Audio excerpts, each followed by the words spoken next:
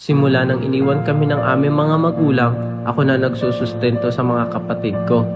Live selling sa umaga, call center sa gabi. Kuya Junjun, bayaran na po ng tuition namin. Hindi daw po ako makakapag-exam pag hindi daw po ako nakapagbayad. Ah, ganun ba? O sige, bayaran natin agad bukas. Salamat po, kuya. Kuya, may field trip po kami sa school. Exempted daw sa exam yung makakasama. Ah, ganun ba? Sayang naman, Megan, kung hindi ka makakasama. Magkano ba yon? 3,500 po daw yung babayaran namin. O sige, bigay ko agad bukas. Ah, salamat Kuya Junjun. O, Kokoy, ito na yung pambayad sa tuition mo. Thank you po, Kuya Junjun. O, Megan, ito naman yung pambayad sa field trip mo. Thank you po Kuya Junjun. Junjun! Bakit manang, mister? Ito pala ang bill ng kuryente at tubig nyo. Ano? Salamat manang, mister. Patay. Kailangan ko magdoble kayod. Opo! Wait lang manang, mister. Ay, bakit po, sir? Ay, sir, baka gusto nyo magpakabit ng Bida Wi-Fi powered by Converge. Sorry po kuya, baka next time na lang, tapos pa po kasi ako sa budget. Salamat po. Ayan po, 200 pesos na lang po ito. May na po kayo. Ayan po, maraming salamat po sa nag-mine. Okay po, next na po agad tayo. Ito po, bakit po? What? Mahina po internet nyo. Pasensya na po kayo kung mahina po yung internet ko. Nakadata lang po kasi ako. Mine na po, mine. Ano ba naman yan? Nag-reconnecting? Guys, mahina po talaga yung internet ko. Magre-relive muna po ako. Wait lang po talaga. Manang Star, pwede po makiconnect? Nag-online selling lang po ako. Hindi pwede. Hihina yung internet namin. Sige na, Aling Star, kahit saglit lang. Sinabing hindi pwede. Umalis ka dito. Ano ba? Sinabi ko kasi huwag yan, di ba? Kuya Junjun! Sige na, Manang Star. Kuya Junjun, hayaan mo na siya.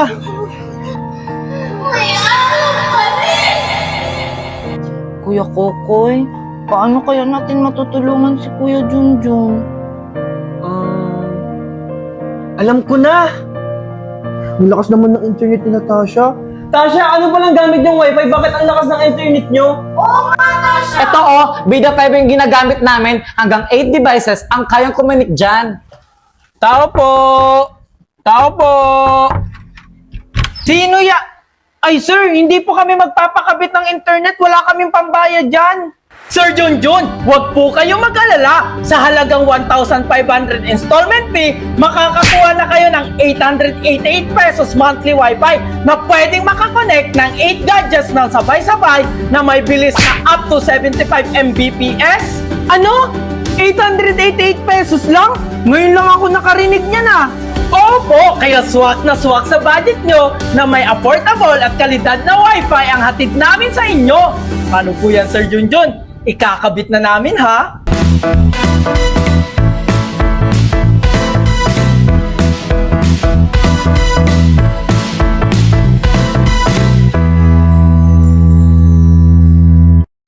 Tao po! O Manang Mister, ano pong ginagawa nyo dito? Balita ko nakabida wifi na daw kayo. O ano naman ho ngayon? Alam ko may kasalanan ako sa'yo, Junjun, pero sana mapatawad mo ako.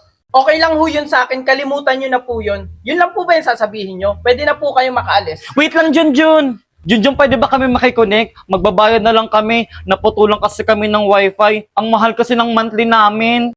Ano po? Makikikonek kayo? Pagkatapos niyong hindi pa konekin yung kapatid ko? Ang kapal naman ng mukha Megan, niyo! tama na! Sige na, Junjun. Kailangan lang ng anak ko. Hanggang bukas na lang yung gamot ko. Sige po, inay. Bibili po agad ako bukas.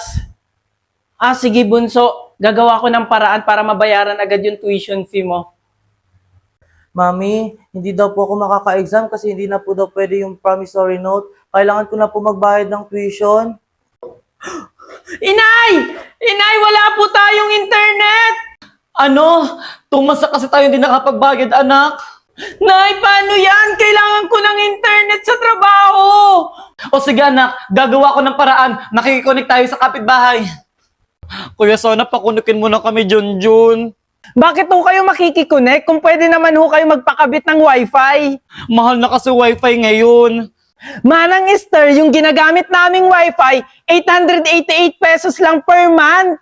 Ano? Ang mura naman yan. 888 pesos lang. Anong wifi yan? Bida Fiber po, 1,500 lang ang installment fee at makakakuha na kayo ng 888 pesos monthly wifi na pwedeng kumonek ng 8 devices na may bilis na up to 75 Mbps. Affordable na siya Manang Esther, kaya nga may wifi kami ngayon dahil swak sa budget at quality wifi pa. Salamat, Junjun. I-message ko na po yung Bida Fiber.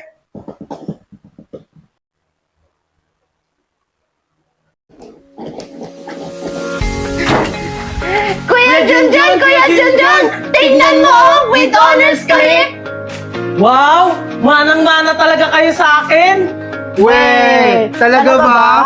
Akala nyo kayo lang? Ako din dahil promoted na ako sa trabaho!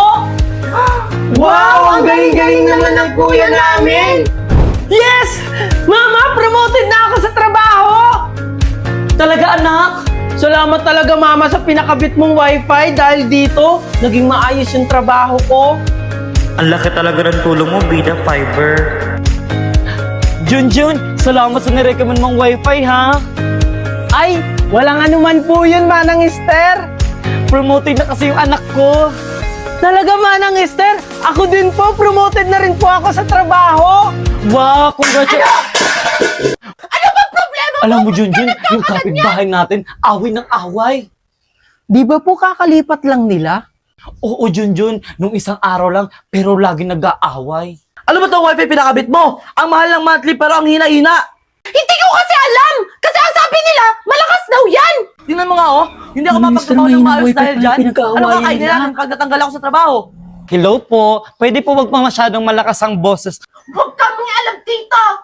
Paano hindi kayo mangingialam? Ang ingay nyo. Kung ang pinag-aawayan ngayon mahinong wifi lang, plus meron tayong solusyon dyan, mag-Bida Fiber na rin kayo. 1,500 lang ang installment fee at makakakuha ka na ng 888 monthly wifi na pwedeng kumonek ng 8 devices na may bilis na up to 75 Mbps.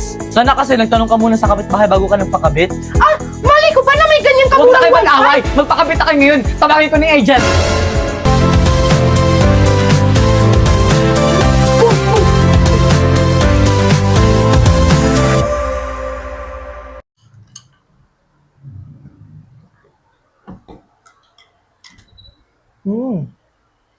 Teka, bakit parang mas mabango ang kape kapag mainit kaysa sa malamig?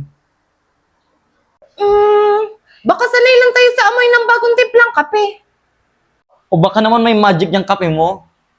Nagpapatawa ka ba, Valerie? Wait lang, tanungin natin si Sisi. Sino sisi? Si Sisi, yung kaibigan kong AI app, lahat ng katanungan nyo, masasagot niya.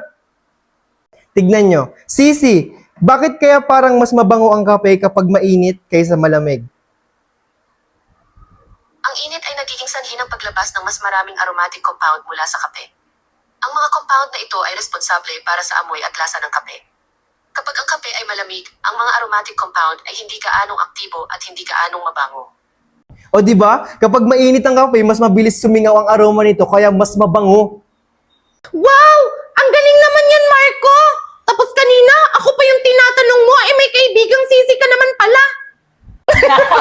Alam mo, Valerie, ang saya-saya ko kanina. Nakita ko na naman yung crush ko. Wala ko nakita mo yung crush mo. Ano ba yan? Bakit kaya, Valerie, no? Yung ibang chips, ang hirap buksan. Pero ito, ang dali. Alam mo, Valerie, ang saya-saya ko ngayon. Nakita ko yung crush ko kanina. Wala, buti ka pa, Megan. Nakita mo na yung crush mo. Ano ba yan? Ano ba yan, Megan? Bakit kaya, Valerie, yung iba, ang dali-dali buksan ng chips? Tapos ito, ang hirap. Aba, malay ko sa'yo. Ayan o, tanong mo kay Marco, baka alam niya yung sagot.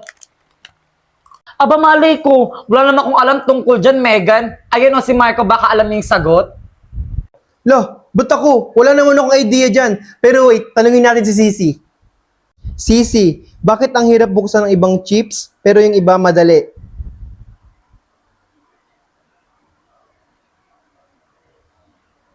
Ang hirap o kadalian sa pagbubukas ng mga chips ay maaaring maiugnay sa ilang salig. Isa, uri ng packaging. Ang ilang chips ay gumagamit ng mas makakapal o mas matibay na materyales para sa kanilang packaging na nagiging sanhi ng mas mahirap na pagbubukas. O di ba narinig niyo yung sinabi ni Sisi? Depende yan sa packaging. Yung ibang plastic mas makapal para hindi madaling mapanis ang chips. Aba, ang daming nating natutunan ngayong araw ah. Teka guys, bakit kaya minsan kulay orange ang langit natin sa hapon? Baka dahil sa araw? O baka naman may special effect ang mundo natin. Wait nga, check natin. Tanungin natin si Sisi. Sisi, bakit minsan kulay orange ang langit sa hapon? Ang langit ay nagiging kulay orange sa hapon dahil sa pagkakalat ng liwanag. Pagkakalat ng liwanag. Kapag ang sikat ng araw ay dumadaan sa atmosfera ng Earth, ang mga kulay na may mas mahabang wavelength, tulad ng pula at orange, ay mas madaling dumaan kaysa sa mga kulay na may mas maikling wavelength, tulad ng asul at berde. Dahil ang araw ay mas mababa sa abot tanaw sa hapon. O di ba, sabi ni Sisi, nagiging orange ang langit dahil sa scattering ng sunlight. Mas makikita natin ang warm colors sa sunset. Wow, astig! Wow, ang dami nating natutunan today nang dahil sa CC app! O di ba, ang bilis natin makahanap ng sagot sa mga katanungan natin? Oo nga, sobrang helpful ni Sisi. I-download ko na rin.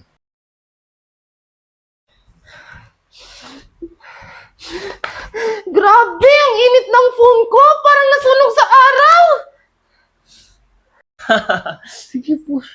Baka sobrang tagal mong manood. O kaya sobrang daming apps na nakabukas kaya mainit. Pero curious ako, ano kaya yung totoong dahilan kung bakit umiinit yung phone kahit hindi naman natin masyadong ginagamit? Alam mo na yung sagot dyan. I-Sisi up mo na yan. Sisi, bakit umiinit ang phone kahit hindi masyadong ginagamit? Bakit umiinit ang phone kahit hindi masyadong ginagamit? Mayroong ilang dahilan kung bakit maaaring uminit ang iyong telepono kahit hindi mo ito masyadong ginagamit. Mga posibleng dahilan. Mga app na nakarunning sa background. Maraming apps ang patuloy na tumatakbo sa background kahit hindi mo ito ginagamit ng direkta. Ang mga app na ito ay maaaring gumagamit. Eto, makinig kayo. Sabi ni Sisi, umiinit ang phone kapag maraming background apps na tumatakbo o kung may system issue. Pwede rin dahil sa sobrang paggamit ng high-performance app like games or videos. Ay, oo nga!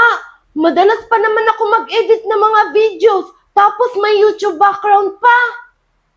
Tapos minsan naka-charge pa habang ginagamit mo, kaya parang kalan yung phone mo eh. Ang galing talaga ni Sisi App, solid! Hindi lang pang homework, pati sa mga gantong tanong, may sagot siya! Ida-download ko na nga rin yan para pag may katanungan ako, hindi na ako mahihirapan.